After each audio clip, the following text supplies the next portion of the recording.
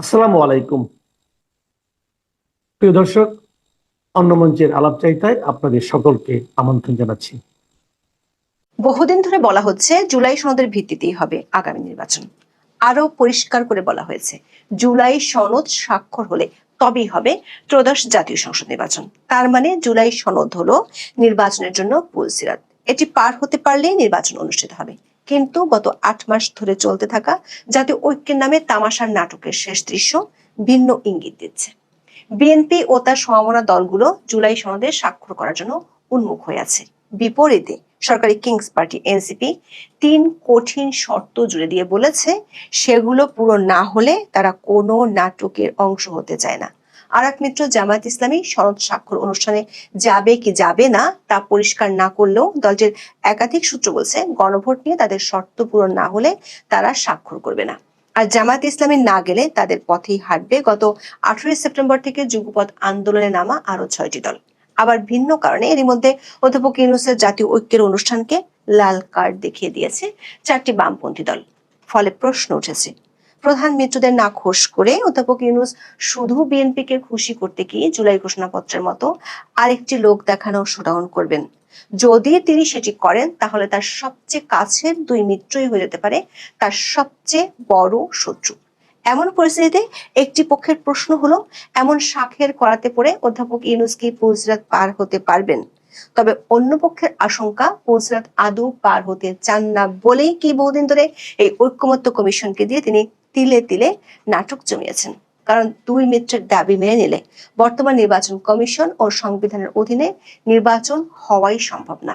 দিনভর চেষ্টা করেও 2 মিত্রকে রাজি করতে না পারায় শেষ পর্যন্ত আরো 1 দফা মেয়াদ বাড়ানো হয়েছে ঐকমত্য কমিশনের। বিস্তারিত জানতে চলুন যাওয়া যাক বিশ্লেষণে।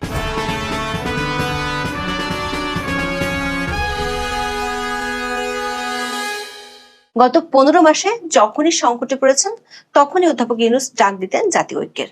নিজের ও নিয়োগকর্তাদের পছন্দ মতো 33টি রাজনৈতিক দল এবং জোটকে নিয়ে এই ঐক্যের ব্যাপ্তি বাড়ান। তবে এর মধ্যে মাত্র 21টি রাজনৈতিক দল নির্বাচন কমিশনে নিবন্ধিত, মানে 11টি দলেরই নির্বাচনে অংশ নেওয়ার যোগ্যতাই নেই।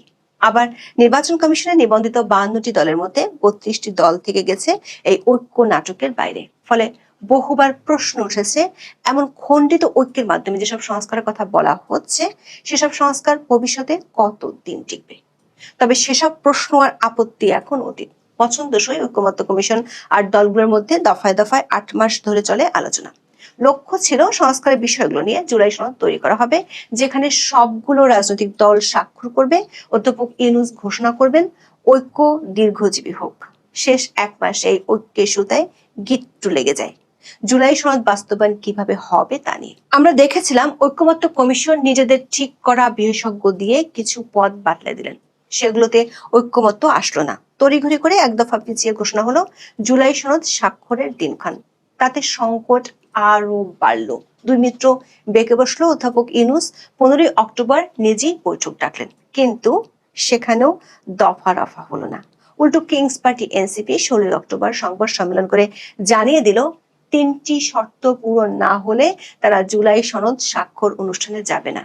দর্শক, আপনাদের হয়তো মনে আছে এর আগে জুলাই ঘোষণাপত্রের অনুষ্ঠানের সময় এনসিপির 5 নেতা কক্সবাজারে ঘুরতে গিয়ে বেশ বিতর্কের জন্ম দিয়েছিল। তবে এবার 17 অক্টোবর জুলাই সনদের স্বাক্ষর অনুষ্ঠানে না গেলে তারা কোথাও ঘুরতে যাবেন কি না সেটি জানা যায়নি।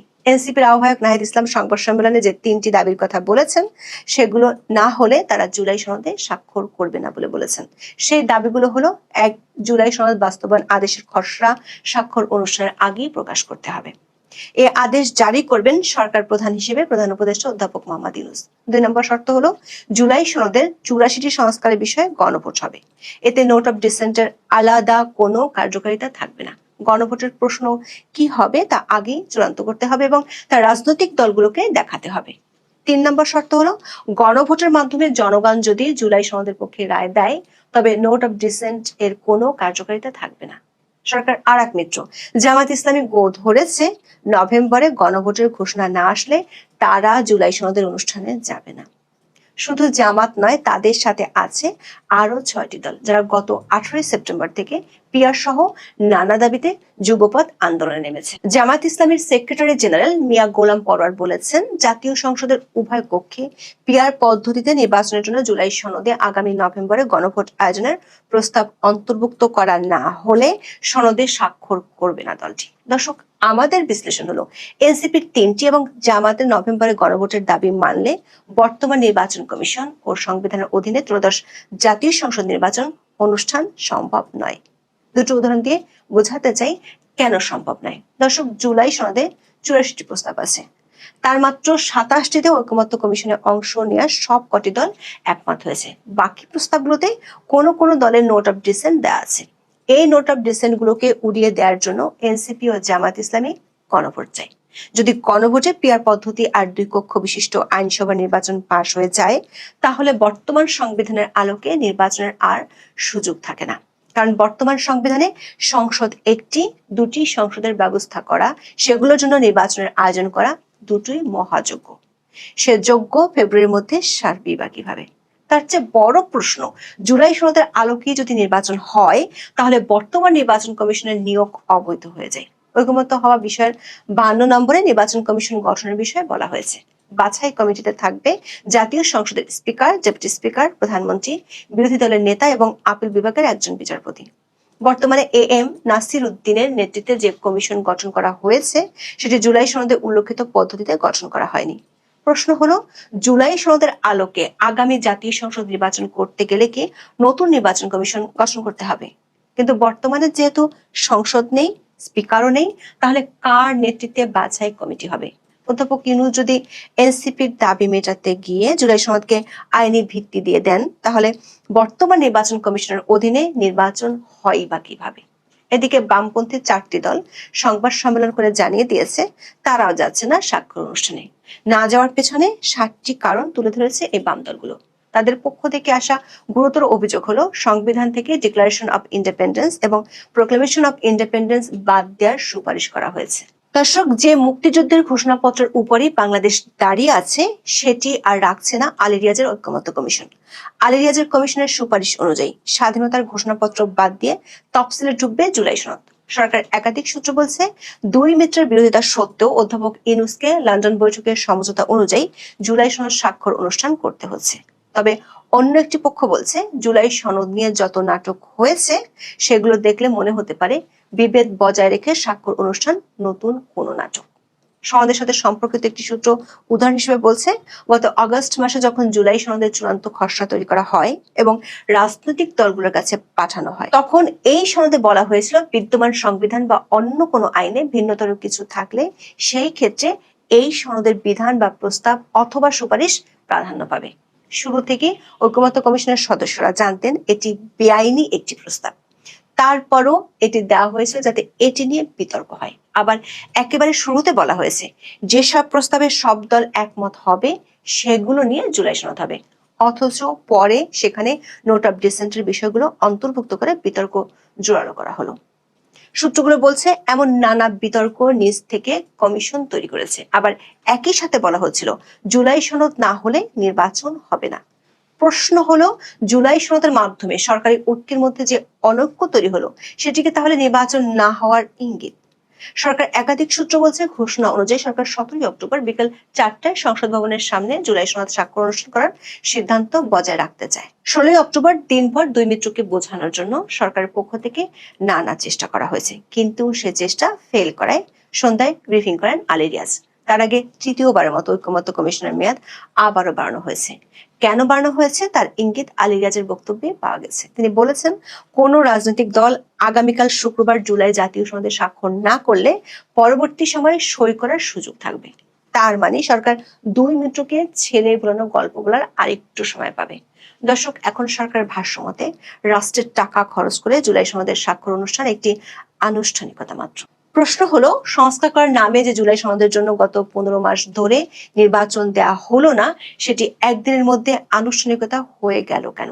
আবার সেই আনুষ্ঠানিকতা মন ভরে দেখার জন্য দেশবাসীর উদ্দেশ্যে বার্তাও দিয়েছেন অধ্যাপক ইউনূস। কিন্তু তারই নিয়োগকর্তা বৈষম্য বিরোধী পাল্টা বিবৃতি দিয়ে জানিয়ে দিয়েছে, জুলাই সনদে চরম ইতিহাস বিকৃতি করেছে সরকার।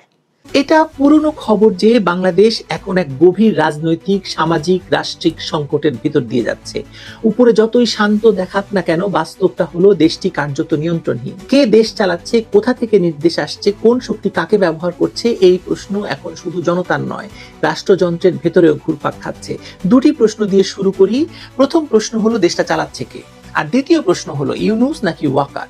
কারণ বাংলাদেশের মতো দেশ আসলে চলে সিভিল মিলিটারির যৌথ ক্ষমতা চর্চায়।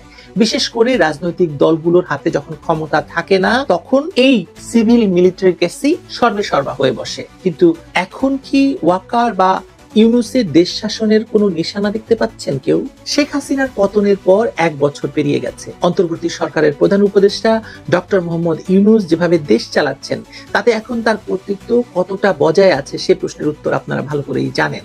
সেনাপ্রধান জেনারেল ওয়াকারুজ্জামান একাধিকবার প্রকাশ্যে বলেছেন নির্বাচন ছাড়া স্থিতিশীলতা আসবে না। কিন্তু সেই নির্বাচন আদৌ হবে কিনা, কিংবা কে তা আয়োজন করবে, তা নিয়েই তৈরি হয়েছে ভয়ঙ্কর অচলাবস্থা। অন্তর্বর্তী সরকারের গঠন কাঠামো থেকে এই সংকটের বীজ বপন করা হয়। ক্ষমতা ভাগাভাগির বদলে তা পরিণত হয় ক্ষমতাহীনতার লড়াইয়ে। প্রশাসন, সেনা এবং গোয়েন্দা মহলে এখন স্পষ্ট বিভাজন। একদিকে ইউনূস ও তার ঘনিষ্ঠ আমলাতন্ত্র, যাদের ভরসা মূলত এনজিও ব্যাকগ্রাউন্ড এবং আন্তর্জাতিক সংযোগ। অন্যদিকে সেনাপ্রধান ওয়াকার, যিনি এক সময়ে 2024 সালের আগস্টে সেনা নেতৃত্বাধীন আন্দোলনের পর নায়ক হিসাবে আবির্ভূত হয়েছিলেন। তিনি বলেছিলেন, আমার উপর ভরসা রাখুন, আমি সব ঠিক করে দেব। কিন্তু আজ তিনি কার্যত বন্দী নিজের সদর দপ্তরেই। কার্যত বন্দী, আমি কিন্তু বলিনি ওয়াকারুজ্জামানকে বন্দী করা হয়েছে, কারণ এই গুজব সব জায়গায় চলছে। বিশ্লেষকরা বলছেন দেশের নিয়ন্ত্রণ আসলে কারো হাতে নেই। জেনারেল ওয়াকার বলছেন নিরপেক্ষতার কথা, নির্বাচনের কথা, কিন্তু তাকেই জানানো হচ্ছে তিনি যেন কোথাও না যান, কোনো বৈঠক না করেন। ইউনূস বিদেশিদের জন্য রাষ্ট্রের ফেস, কিন্তু নির্দেশ অন্যত্র থেকে আসে। প্রশ্নটা এখানেই, এই অন্যত্র আসলে কারা? বাংলাদেশ আজ ভূ রাজনৈতিক প্রতিযোগিতার সবচেয়ে স্পর্শকাতর জায়গায় দাঁড়িয়ে আছে। ওয়াশিংটন, ইসলামাবাদ, নয়াদিল্লি, 3 দিক থেকেই চাপ আসছে, তবে প্রভাবের রেখা স্পষ্ট নয়। একদিকে পাকিস্তানি সামরিক গোয়েন্দা চক্রের পুনঃপ্রবেশ, অন্যদিকে মার্কিন ডিপ স্টেটের প্রণোদিত এনজিও নেটওয়ার্ক, ব্যবসায়িক নেটওয়ার্ক। এই দুই অক্ষই ইউনূস সরকারের ভেতর জায়গা করে নিয়েছে। নামমাত্র বাংলাদেশের সিভিল প্রশাসন চলছে, কিন্তু সিদ্ধান্তগুলো আসছে ঢাকার বাইরে থেকে। ইউনূস যখন ভাবলেন তিনি গ্লোবাল গ্রহণযোগ্যতার নিরাপদ ছাতার নিচে আছেন, তখন বাস্তবে সেই ছাতা তাকে ঢেকে রাখেনি, বরং তাকে ব্যবহার করেছে মাত্র। মার্কিনী রণতরী এসে ভিড়েছে বঙ্গোপসাগরে, কিন্তু তা বেশি দিন থাকেনি। ট্রাম্প প্রশাসন এখন ভারতের সঙ্গে ঘনিষ্ঠ হওয়ার চেষ্টা করছে, পাকিস্তানের সঙ্গে তো তার দহরম মহরম চলছে, এবং বাংলাদেশের বর্তমান প্রশাসনের প্রতি তার অনীহা অস্পষ্ট নয়। সেটা প্রমাণিত হয়েছে শারম এল শেইখে গাজার যুদ্ধবিরতি এবং গাজা ইসরায়েল চুক্তির যে অনুষ্ঠান হয়েছে। পৃথিবীর তাবৎ বড় বড় দেশের প্রধানমন্ত্রী, প্রেসিডেন্টরা সেখানে গিয়েছেন, ভারত এবং পাকিস্তানের প্রধানমন্ত্রী সেখানে গেছেন, কিন্তু বাংলাদেশ সেখানে দাওয়াতই পায়নি। এই যে ত্রিমুখী একটা বাস্তবতা, ইউনূস আসলে নিঃসঙ্গ হয়ে পড়েছেন। 2024 সালের অগাস্টে তথাকথিত আন্দোলন, গণ অভ্যুত্থান, বিপ্লবের পর থেকেই পাকিস্তানি গোয়েন্দা নেটওয়ার্কের বিশাল তৎপরতা শুরু হয় বাংলাদেশে। তাদের কৌশল ছিল পুরনো, ধর্মীয় শক্তিকে ব্যবহার করে রাজনৈতিক নিয়ন্ত্রণ নেওয়া। জামায়াত শিবিরের পুনর্বাসন, ইসলামী ছাত্র শিবিরের পুনরুজ্জীবন এবং ভারত বিরোধী জাতীয়তাবাদী স্লোগান সবকিছুই পাকিস্তানি ছকের অংশ। ইউনূস প্রশাসন এই চক্রকে ঠেকাতে চায়নি, বরং এমন ভাবে ব্যবহার করেছে যে মনে হয়েছে তারা ক্ষমতার অংশীদার। এখন তারা ইউনূসকে খেয়ে ফেলতে চাইছে। রাষ্ট্রীয় নিরাপত্তা আজ সেই চক্রের পুরো দয়ার উপর নির্ভরশীল হয়ে দাঁড়িয়েছে। এই যে রজার রহমান ওরফে খলিলুর রহমান তাদের নেতৃত্ব দিচ্ছেন এই নিরাপত্তা বিষয়টিকে, এবং এই রজার রহমান এবং জেনারেল ওয়াকারের মধ্যে দ্বন্দ্বটাই আসলে মূল দ্বন্দ্ব। এই প্রথম বাংলাদেশের 54 বছরের ইতিহাসে সেনাবাহিনীর উপর এমন একজনকে বসানো হয়েছে যার নাম, ধাম, পরিচয় আমরা কেউ জানি না, যিনি পালিয়ে যান, যিনি নিজের আত্মপরিচয় গোপন করে রজার রহমান হয়ে যান, এবং তার বিরুদ্ধে খুনের অভিযোগ পর্যন্ত রয়েছে। আর জেনারেল ওয়াকারের হাতে এখন শুধু আনুষ্ঠানিক কর্তৃত্ব আছে, বাস্তব শক্তি কতটুকু আছে সেটা প্রশ্নবিদ্ধ। তার সিদ্ধান্ত আটকে যায় সিভিল উপদেষ্টা কাউন্সিলে, যেখানে পাকিস্তান ঘেঁষা কর্মকর্তারা খুবই প্রভাবশালী। সামরিক শৃঙ্খলার ভেতরও এখন অনেক সন্দেহ, আতঙ্ক আর বিভক্তি। আইসিটি থেকে উচ্চ পদস্থ সেনা কর্মকর্তাদের বিরুদ্ধে গ্রেপ্তারি পরোয়ানা জারি, এটা চূড়ান্ত আঘাত। ক্যান্টনমেন্টের ভেতর এখন যে নীরব ক্ষোভ তা শুধু ব্যক্তিগত নয়, প্রাতিষ্ঠানিকও। একদিকে ইউনিফর্ম পরা অফিসারদের হাত করা পরানো হচ্ছে, অন্যদিকে সরকার বলছে আইনের শাসন। কিন্তু সৈনিকের কাছে এই ব্যাখ্যা তো অর্থহীন। তারা দেখছে রাষ্ট্র তাদের ইজ্জত রক্ষায় আর পাশে নেই। জেনারেল ওয়াকার জানেন, একবার সেনাবাহিনীর মনোবল ভেঙে গেলে দেশ আর টিকবে না। তিনি নিরপেক্ষতা বজায় রাখার চেষ্টা করছেন, কিন্তু তা এখন আর তার একমাত্র বেঁচে থাকার উপায়। আসলে তার হাতে আর কোনো কার্ড নেই। তিনি তার টেক্কা মেরে দিয়েছেন আগেই, এবং সেটা ভুল টেক্কা ছিল, বোঝাই যাচ্ছে। ধরুন কর্নেল ওলি আমাদের একটা মন্তব্যের কথা যদি ধরি আমরা, তিনি বলেছেন ইউনূসকেও হয়তো পালাতে হবে হাসিনার মতো। আমার তো মনে হয় রোম থেকে ফিরে এসে এই বাস্তবতার মুখোমুখি ইউনূসকে হতে হবে, এবং এই বাস্তবতা নিয়ে ইউনূসকে টিকে থাকতে হবে যে কদিন তিনি টিকে থাকেন বাকি দিনগুলি। দেশের অর্থনীতি টালমাটাল, ব্যাংক খাত ভেঙে পড়েছে, ব্যাংকে নাকি 5,000 টাকাও তো তুলতে পারছে না মানুষ। বেকারত্ব বাড়ছে এবং প্রশাসনের ভেতর ভয়। ইউনূসের চারপাশে যারা আছেন তারা মূলত এনজিও প্রজেক্টে অভ্যস্ত লোক, রাষ্ট্র পরিচালনায় তারা সম্পূর্ণ অদক্ষ।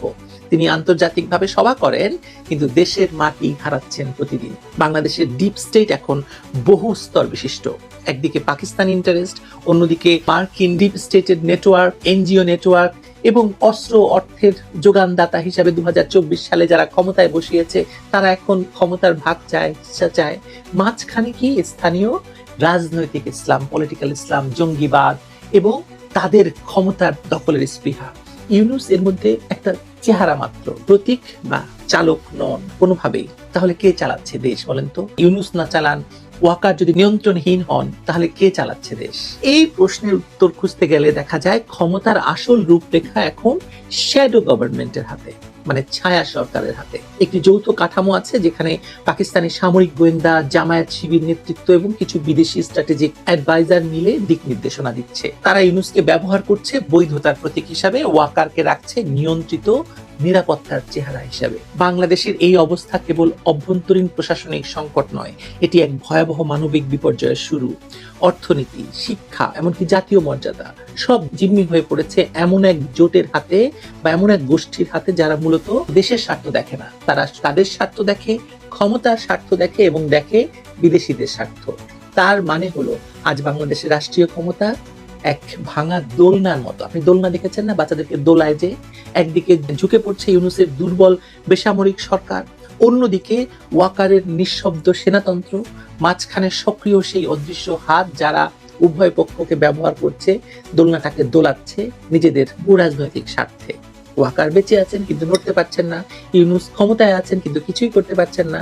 এই দুয়ের মাঝখানে বাস্তবে ক্ষমতা চলে গেছে এমন এক ভয়ঙ্কর গোষ্ঠীর হাতে যারা বাংলাদেশের ইতিহাসের বাইরে থেকেও আজ তারা নিয়তি নির্ধারণ করছে আপনার বাংলাদেশিদের বা বাঙালির। এই মুহূর্তে বাংলাদেশের রাজনীতি শুধু নয়, একদম রাষ্ট্রটা শেকড়হীন কচুরি পানার মতো ভেসে বেড়াচ্ছে। প্রশ্ন হলো ভাসতে ভাসতে দেশটি কোথায় যাবে? বঙ্গোপসাগরে নাকি হিন্দুকুশ পর্বতের দিকে? আপনার কি মনে হয় দেশের নদীগুলোতে যে সব সময় কচুরি পানা ভাসে তারা আসলে কোথায় যায়? আমি একটি মেটাফোর এখানে দিচ্ছি, বাংলাদেশের সঙ্গে কচুরি পানার তুলনা করছি, কিন্তু আপনি নিজেও বুঝতে পারবেন যে বাংলাদেশ আসলে একটি ভাসমান শ্যাওলার মতো হয়ে গেছে।